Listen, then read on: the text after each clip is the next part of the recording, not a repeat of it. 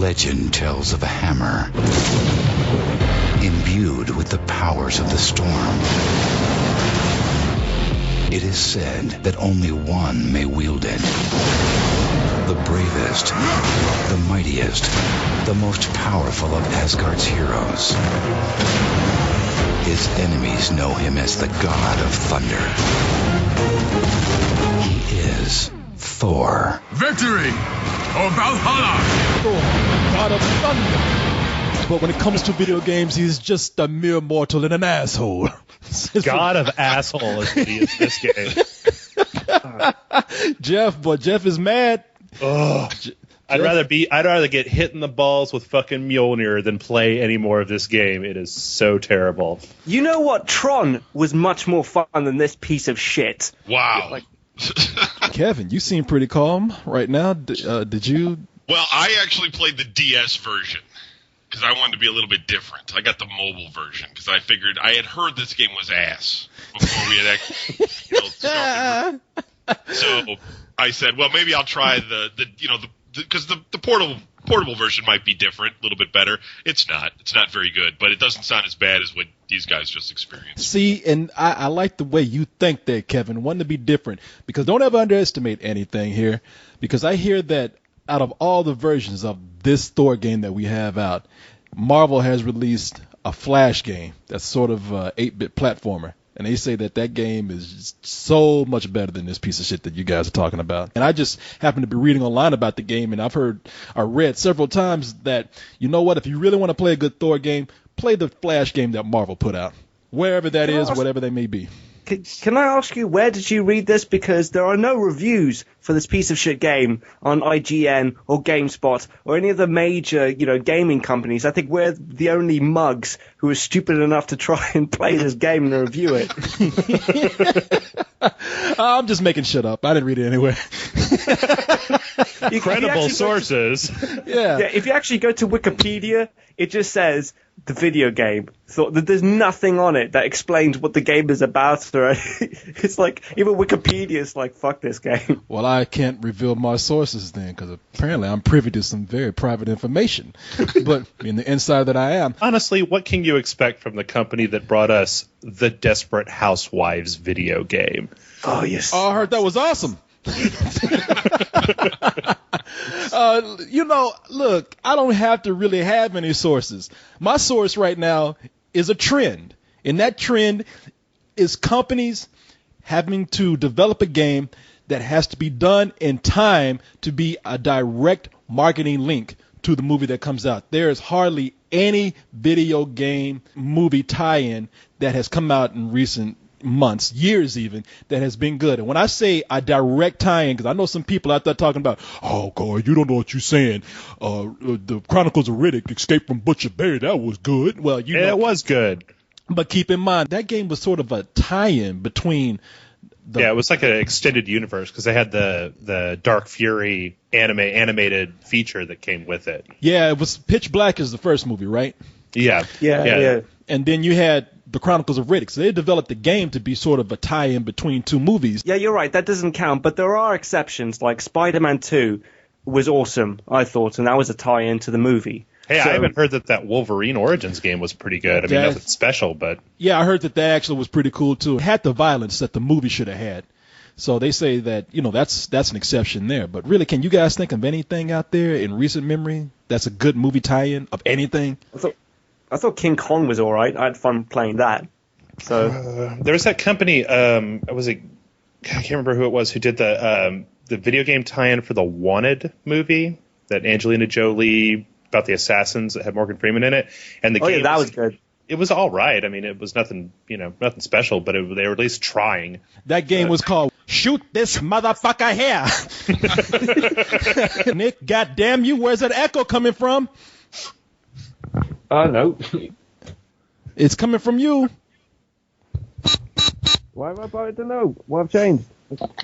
God damn, boy. Do you have R2-D2 over there with you right now? No, I swear. Like, I haven't touched electrocuted.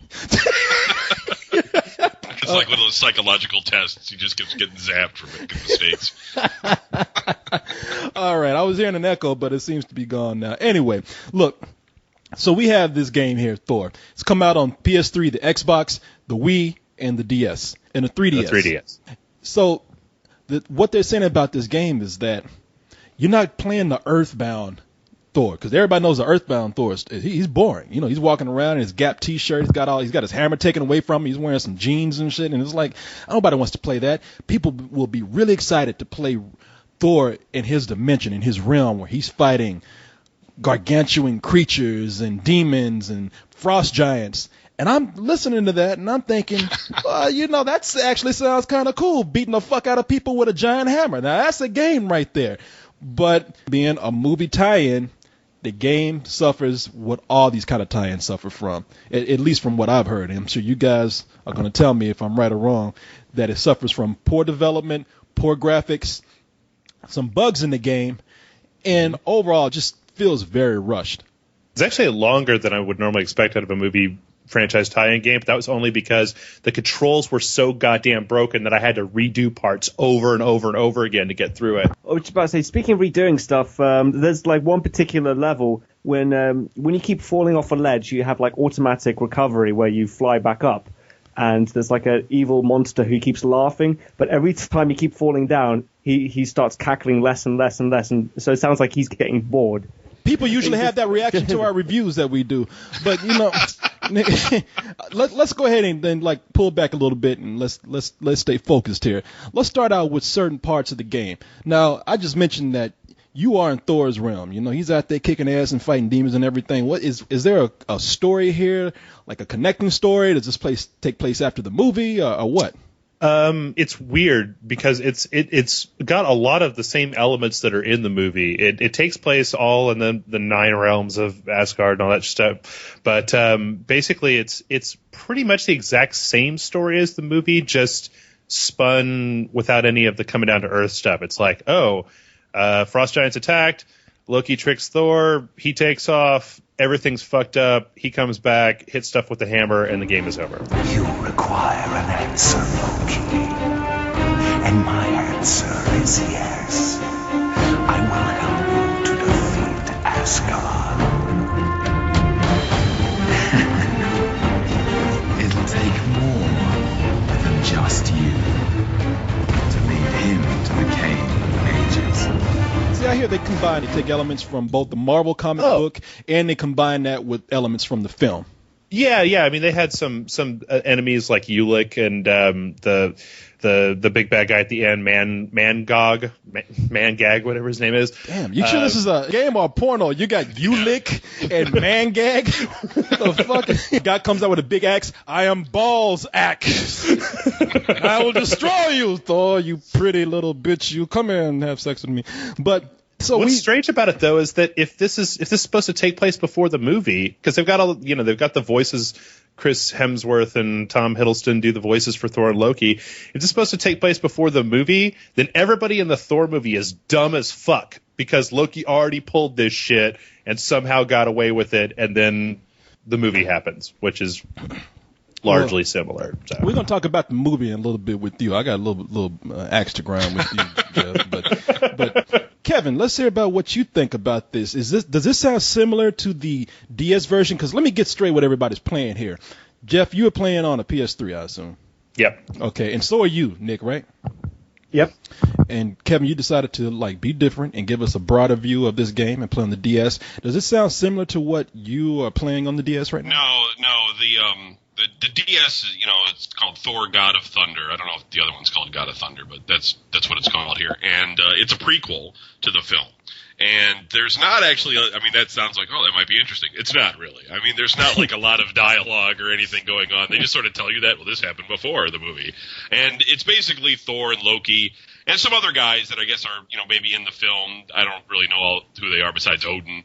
And, there's just trolls that appear all the time. It's just your standard side-scroller beat-em-up. Troll comes out wearing a green uniform. You punch him in the face. He goes down, and then you just walk along, and then eventually you fight the red guy. The red troll comes out. Oh, he's a little bit tougher. You punch him in the face, and the yellow troll comes out. It's just, and it just keeps going. And you can pick up runes, I guess, and make yourself slightly more powerful.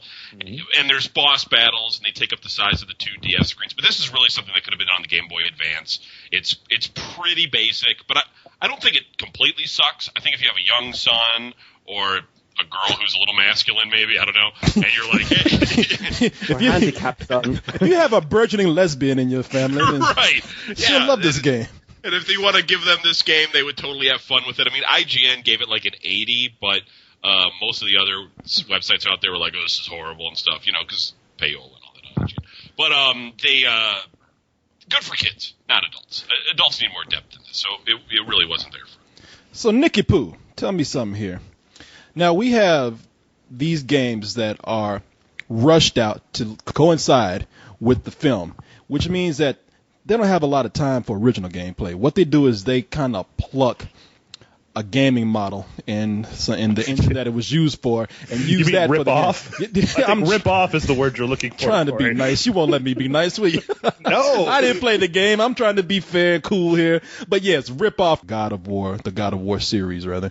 And I mean, it seems like, okay, you would get some pretty decent button mashing fun and, some quick time games out of this. But, Nick, from what you're telling me, you don't get that, do you?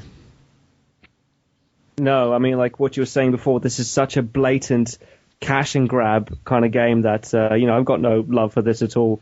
I mean, like the graphics are appalling because they look like every environment pretty much looks the same, like from the PlayStation 2 era.